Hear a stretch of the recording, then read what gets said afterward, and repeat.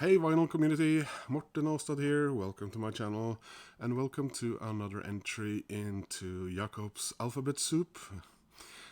This thread is show bands, records from the letters of the alphabet.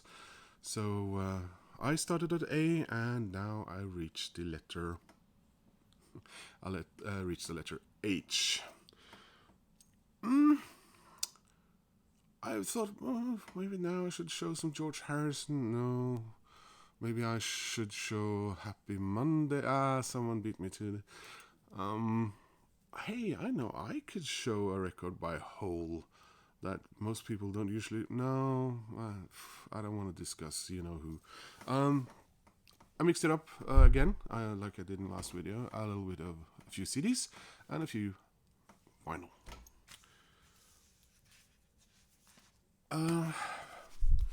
Let's start up with. I don't hear many people in the vinyl community mention them, and I don't actually own any of their records on vinyl. I think they're swell. I think they're lovely. Jewish princesses. It's Haim.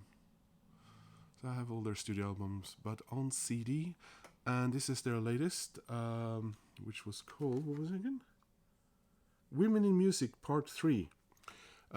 It's Haim and not a Haim, which I initially thought. Haim, like in Chaim Potok, my favorite author. And as you can see, it is actually signed by the sisters.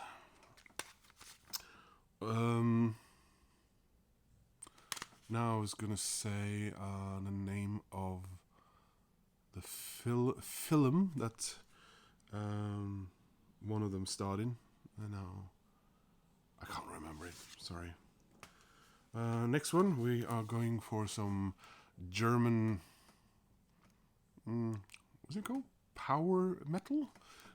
It's Helloween.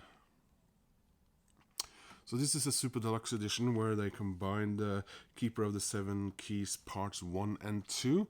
My first knowledge of Helloween I was bought, and it was purely because of the look of the cover, I think. And it was actually a cassette that I still have. Maybe more about that in a later video. I just gotta get to Denmark first. Of Keeper of the Seven Keys Part 2. So until I bought this, I had never heard Part 1. So there you have. It's near as you get Iron Maiden-esque music from a bunch of Germans, I suppose. Vinyl. I just grabbed this in a used bin 3 or 4 years ago, 5, maybe 6 years ago.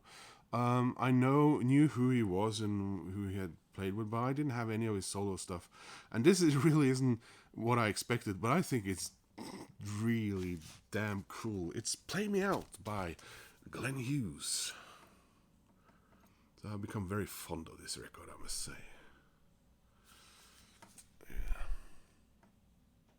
Yeah. Pretty funky stuff. Yeah. I think. Yeah, anyway. And now we are traveling on to Sweden. And from Gothenburg's big sun, they're Bruce Springsteen. I don't know. I think that's a bit unfair, but that's a comparison many have made. A rock troubadour, if you like. Love him very much. I think he's great. I try to draw cartoons of him looking like the dog Rocky from Martin Kellerman's cartoons. And this is as near as you get to cartoon cover anyway. It's Håkan Hellström at the opera. Hellström's first appearance in AR, Animal Republic. Hellström? Question mark. Ja, det blir kul. Yeah, that'll be fun. And there's the man himself. And I would say he's huge in Norway as well. And I would almost argue that he's huge no matter where in Norway, while in Sweden maybe there are some regional preferences. I don't know. I am spinning. Anyway, last one.